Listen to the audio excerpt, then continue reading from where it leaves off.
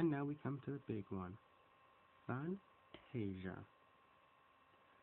So, this is probably the most ambitious Disney film ever. Well, to some people anyway. So, what's the story? Actually, there is no story. Not, um, what I mean by that is, it's more like a segment film. This film has segments. So basically, this man, I forgot what man's name is, but it's probably one of the probably one of Walt Disney's crew. Says that talk, talk talks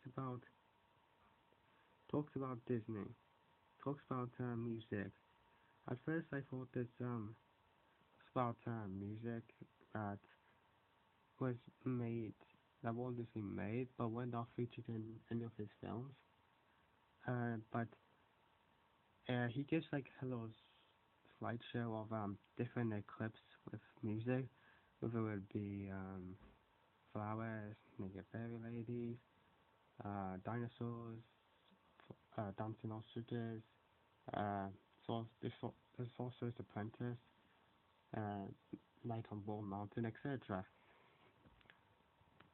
So yeah, that's pretty much it I can say to describe the plot to Fantasia. Now to the thoughts. Well, after seeing this film, I gotta say I'm pretty mind blown. Um, to be honest, I kind of feel like Fantasia is more of a music documentary rather than an animated feature. Like you have a guy talking about music, and then you show clips of musical pieces. That's kind of like a documentary, don't you think? And some of the segments of the segments in this film are incredible. I gotta say, they are well animated. They have good music, and most of the music you hear like a Nutcracker or something like that.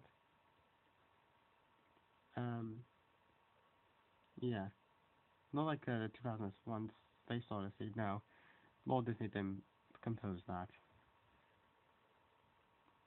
Uh,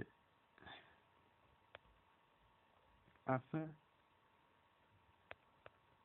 I would have preferred to see a actual story like the past two animated features have stories like mostly true based on a fairy tale, but here we are just given some person talking about music and showing clips of animated scenes with just music and no dialogue. So this is mainly a silent film. Um, and yeah, mostly a silent film. Mostly a silent film. Um, one of the my favorite segment of all, well, it is without a doubt the Sorcerer's Apprentice with Mickey Mouse. And I'm gonna be honest with you guys, the Sorcerer's Apprentice with Mickey Mouse is actually my first time seeing Fantasia. They showed this video called Mickey's Greatest Hits, and they showed a clip from Fantasia, which is they showed this segment as as one of Mickey's greatest hits, and I can't blame it on that. It is probably the most memorable of them all, and the music and animation were well done, especially especially the scene where you can see on this poster right here, Mickey's on the mountain and on the water's going up, making the water rise up. Don't tell me that doesn't remind you of Moses. And he's actually the young supposed Mickey Mouse is supposed to play the young kid, and and he's mostly a slave to Yen Sid. By the way, did you know Yen Sid was Disney spelled backwards? That's kind of fascinating. But then again, why couldn't I give Yen Sid to Yen Sid names to Mickey? Call Mickey Yen Sid. After all, Mickey Mouse is the central Disney character, so why not call him Yen Sid instead of Mickey Mouse? But I guess that's what Disney's going for. And and Sorcerer Mickey. Everyone knows what Sorcerer Mickey is. If you don't, then you're not likely seen Fantasia. Or even the video itself, because Sorcerer Mickey's on the damn cover. Anyway, he's one of like the best costumes ever. He even made an appearance on House of Mouse, which I remember seeing Mickey's House of Villains, which was a long time ago. The only thing I can remember is yeah, the only things I can remember from Mickey's House of Villains is the song "It's Our House Now" and the battle between Sorcerer Mickey and Jafar.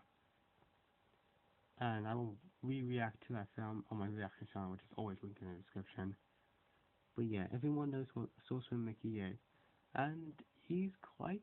And his hat, well, Yen Sid's hat actually, is probably the symbol of Disney Park. Yeah. Um, Bog, yeah, the Bog is probably, or it's actually the most villain, terrifying villain in Disney history. And the segment Night on Bald Mountain is very dark. It's dark imagery, the dark tone, and yes, it will give you kids nightmares. So if you want to get your kids to sleep well, then you should turn off the DVD once this scene reaches by. And one thing that kind of bug, kind of questioned me is, what was Fantasia filmed in front of a live studio? Studio, like like in the middle of a film, the announcer says, "We'll be back with our program in 15 minutes," and then the stage closes and shows the Fantasia title card, and then the film resumes. Like, was Fantasia filmed into a live studio? Hmm. So overall, Fantasia, I gotta say, it's a big one. I'll say. I wouldn't say it's the best Disney film I've seen, but it's still a pretty good watch.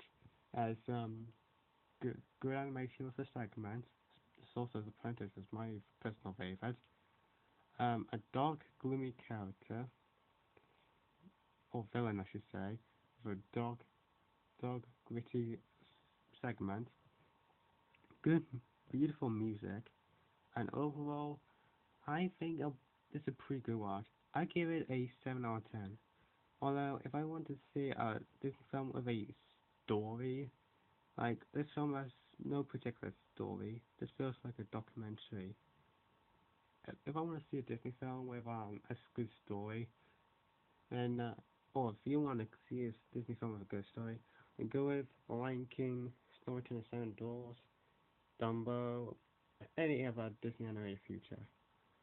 Yeah, I'll give this Fantasia a 7 out of 10. So, I apologize for not I'm also gonna have to note. I'm also gonna have to note. This is the longest. This is by far the longest Disney animated feature ever, being 2 hours 4 minutes. That's actually the reason why I didn't post this review yet last night, because this one took me forever to watch. With other videos going on. So for that, there's JLS signing out. Don't forget to subscribe for future DisneyCember videos this year. And I gotta do two tomorrow. I didn't want to do this, but With this film being made for 2 hours long, I had to. And with that, this is JLS signing out. Don't forget to read the sandwich.